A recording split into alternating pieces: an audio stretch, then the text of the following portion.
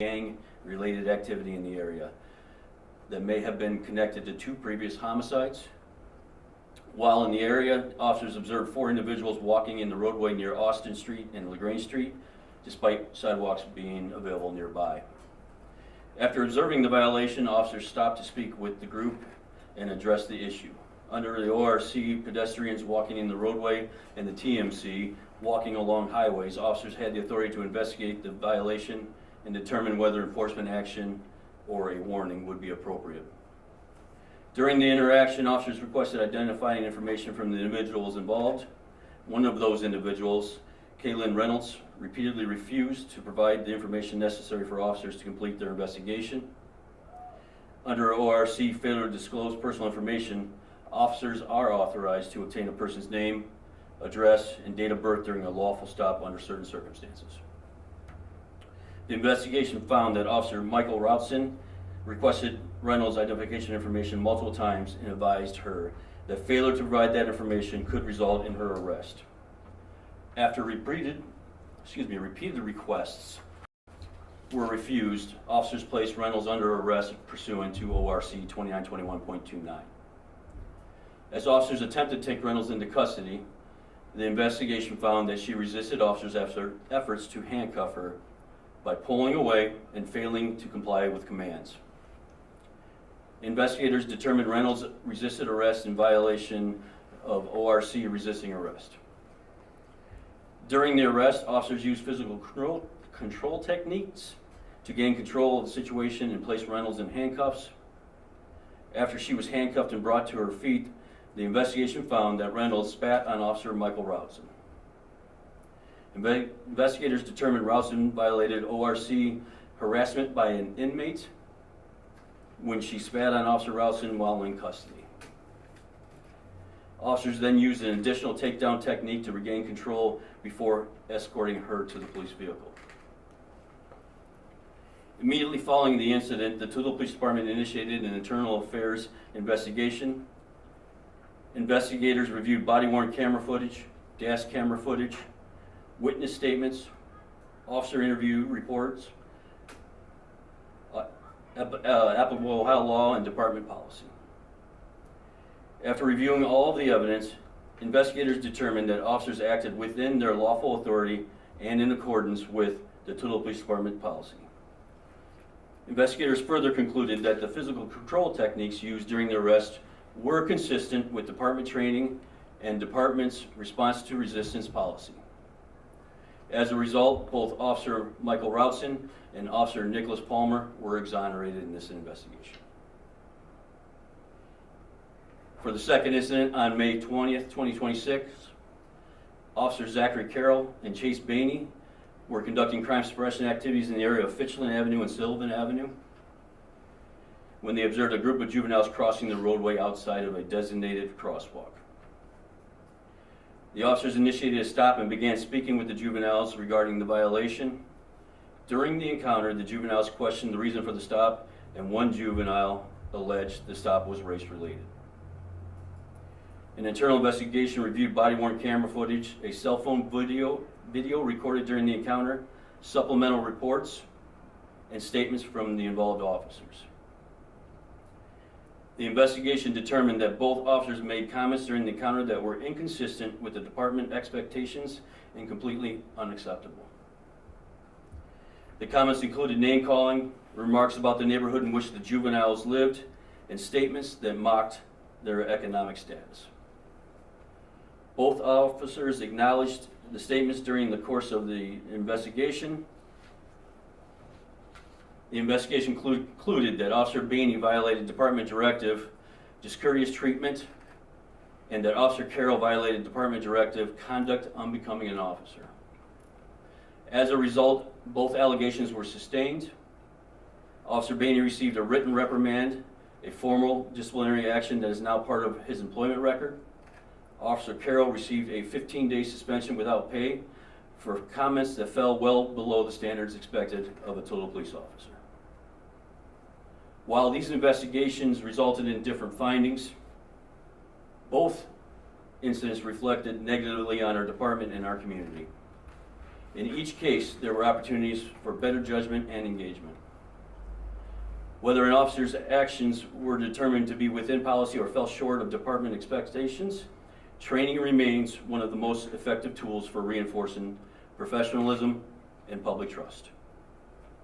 As chief, I am directing additional training for department personnel in the areas of professionalism, cultural competency, child development and juvenile crisis response, and compassion fatigue. In addition, we are partnering with Earl Mack and the Buffalo Soldiers to host a series of community events this summer. These conversations will provide opportunities for both officers and community members to learn from one another and improve interactions moving forward. Our commitment is clear: to learn from these incidents and work alongside our community to build trust. That is the end of my prepared statement. I will now take any questions you may have.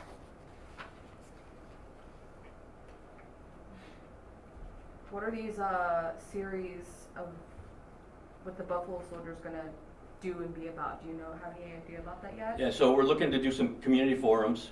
I've had a lot of conversations with Earl, and listening to the Buffalo Soldiers messaging.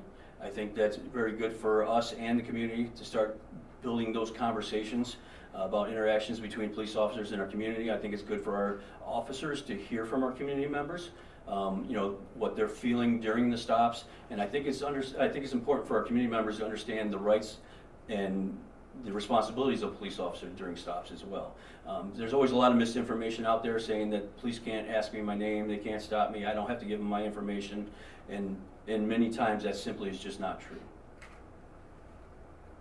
With these trainings, I know you mentioned like compassion fatigue is one of the things. Can you kind of talk about what you guys are hoping, because it's probably easier to train responses than it is to potentially change mindsets or those initial reactions that officers might have in these situations? Yeah, so for us, obviously, just kind of reinforcing the training they get originally in their academy, and then throughout the years, we always give departmental training, that's update training that's mandated by OPADA. So just kind of continuing to enforce those, bring some new topics that we've kind of learned about in recent years, some of the discussions we had with City Council, some possible these trainings might be very good for our officers, just to kind of reinforce those things. At the end of the day, the reality is Officer Carroll's comments are not a training issue, all right? That never has that been trained to you, never should that have ever come out of his mouth. Unfortunately, we are dealing with human beings and human emotions and human reactions that are, unfortunately, as a chief, as our administrative staff, we can't always control what 620 cops say out there on the street. But what we can do is hold them responsible by our policies and discipline when they do things that are not within our policy. But with those officers specifically, what we can do is start giving them more training, individualized trainings, to make sure they learn from the mistakes they've made, and to make sure that we're not ever going to repeat those kinds of mistakes. Is Carroll part of your SWAT team, or what are his duties? He was a part of our SWAT team. Immediately when I saw the video, I have the administrative right for the SWAT team and our special operations to assign people there as I see fit. Basically, it's a Class 1 category job. So when this came forward, I immediately removed him from there. He has now been reassigned back to operations. When you say operations, is that back on the street in a Yes, different area, or? It's in a different area, but yes. Do you know if he feels like he did something wrong? I'm sure I can't put words in his mouth, but I will tell you, I would be surprised if he didn't, because the other 619 members of this police department knew it was wrong, and I think have told him it was wrong. So this is not something that is widely felt across the department, that this is something you should say ever. Are we allowed to ask Earl Matt questions? You most certainly can. You guys have questions? Are you excited about these upcoming series of events, or? Excited? Well, I mean, not excited, but are you looking forward to it or whatever? I am looking forward to whatever we can do to help the chief, his administrative staff, and the city, period. Cultural competency is something that when I was in Homeland Security, we did around the state in several cities that had police community problems.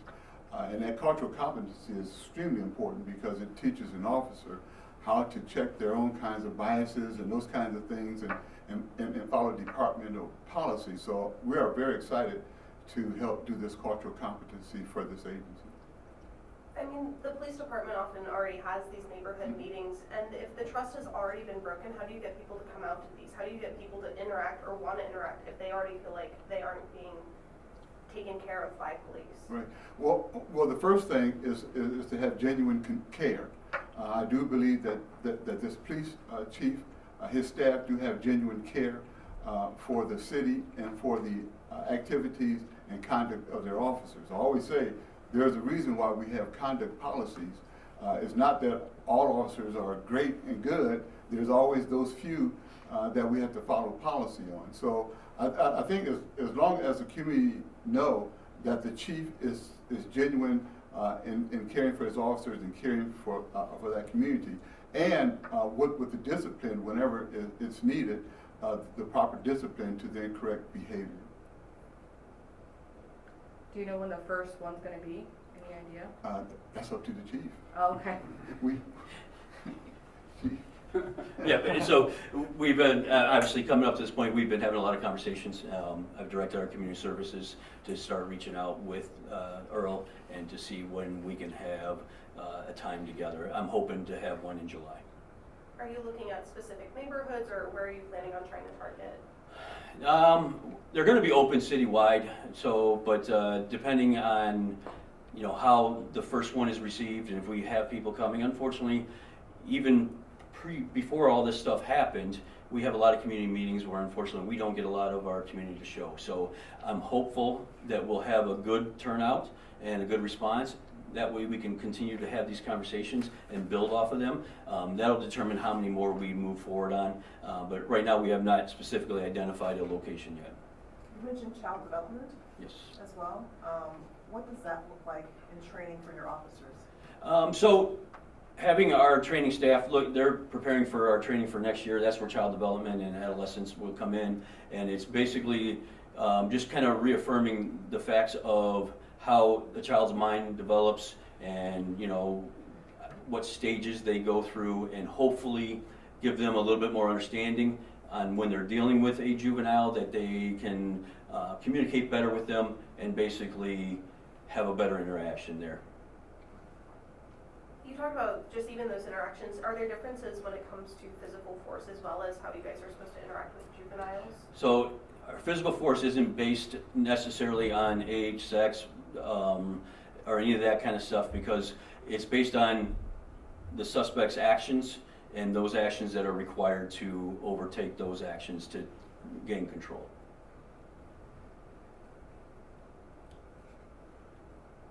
Is there anything that you would want to just tell the community? Because obviously we saw that social media blew these into the forefront. It had a lot of spotlight on it, and people probably are just probably have mixed feelings about everything right now. Oh, yeah, absolutely, understandably, right? The reality is this: no matter, let's just take the use of force one first, right? So no matter what amount of force is used with whoever it's used with, it never looks good on video. It just looks terrible. Unfortunately, it's a necessary evil in our world, in our line of work. So for me, you know, it's something I wish didn't happen. But unfortunately, when someone refuses to cooperate, our officers are left with little other options. They can't just turn around and walk away. You just can't say, you don't want to work with us, you don't want to talk to us, you don't want to give us the information we need, all right, fine, whatever, we'll just leave. That just doesn't work that way. So in that particular incident, our officers, after multiple repeated attempts to get the young lady to come over to the car and give information, you know, when she started pulling away and resisting, at that point our officers had no other choice to go hands-on and arrest her. If there are no further questions, we'll conclude this. Thank you guys, I appreciate it. Thank you.